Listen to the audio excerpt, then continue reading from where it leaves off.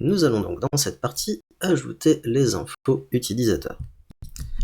Donc rendez-vous tout d'abord dans le composant Home. Ici donc on va définir une propriété publique qui sera donc de type user. Donc on importe bien évidemment le modèle user, modèle user, et on va faire une public function mount.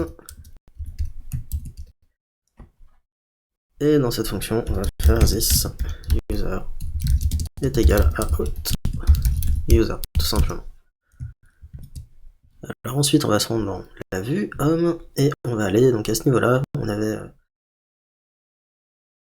avait mis donc un avatar. On va commenter en fait cette ligne. C'était un avatar par défaut. Et ce qu'on va faire, c'est qu'on va faire une IMG, donc classe avatar LG rounded. Et au niveau de la source, je vais peut-être le faire sur plusieurs lignes. Voilà, ça sera plus simple. Source, on va faire un user avatar thumbnail URL, donc thumbnail URL si ça existe. Sinon, on va faire un asset de public, donc c'était avatar.png. Avatar.png, voilà, tout simplement. On va lui mettre une petite balise alt. Un attribut alt, pardon, et donc on va aller vérifier. Ok, ça fonctionne, ici on a bien l'avatar. Maintenant, ce qu'on va faire aussi également, c'est que on va s'occuper ici du nom, dans le H1 qui est en dessous. Ok, donc on va mettre user name. Et enfin, donc ici, au niveau de cette div,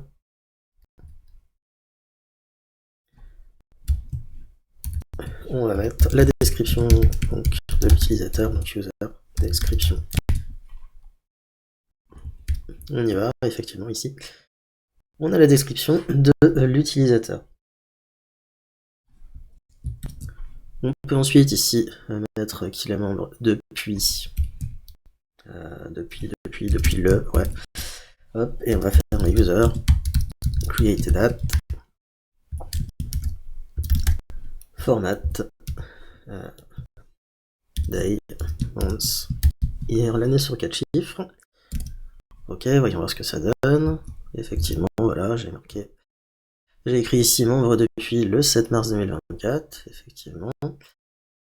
Ensuite, on va s'occuper de ce qu'il faut dans le header.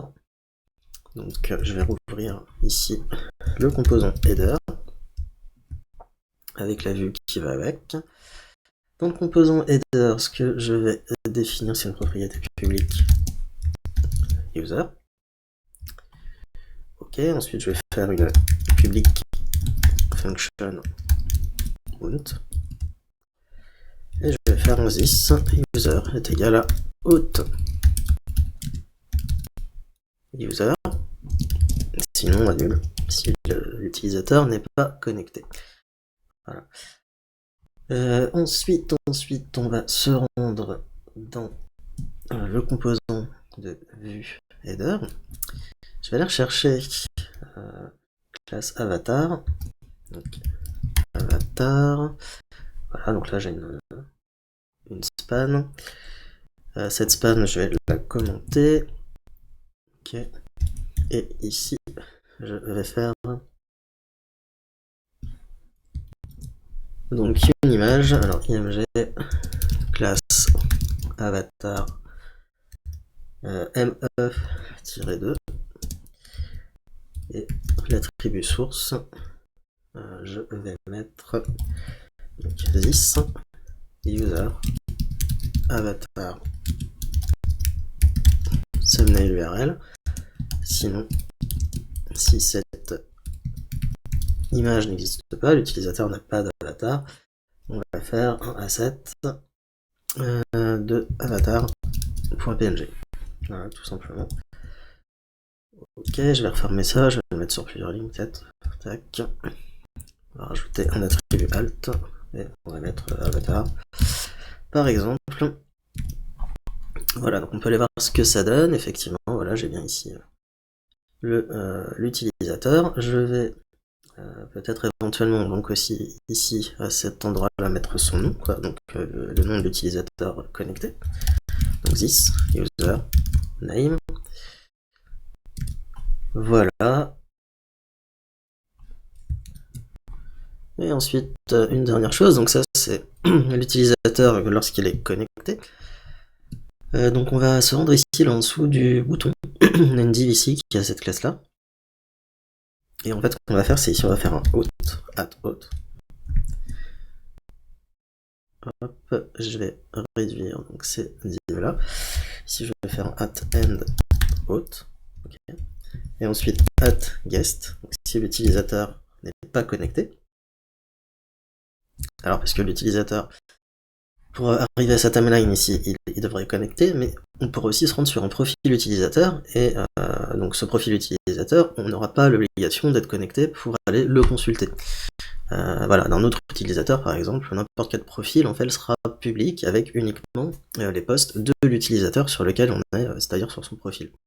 Et donc là ici, on va rajouter donc si la personne n'est pas connectée, des boutons connexion et inscription, tout simplement pour que la personne puisse se connecter ou s'inscrire.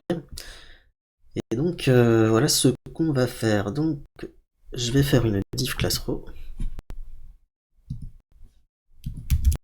Classe row.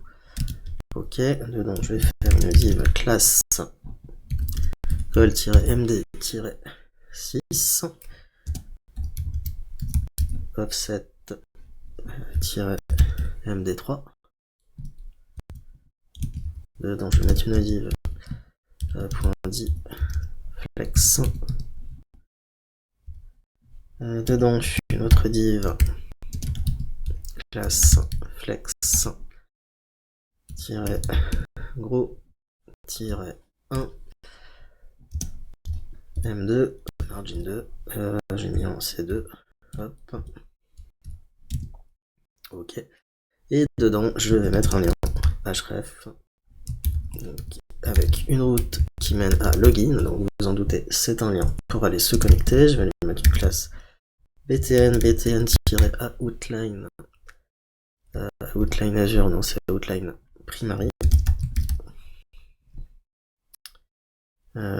primary btn-bloc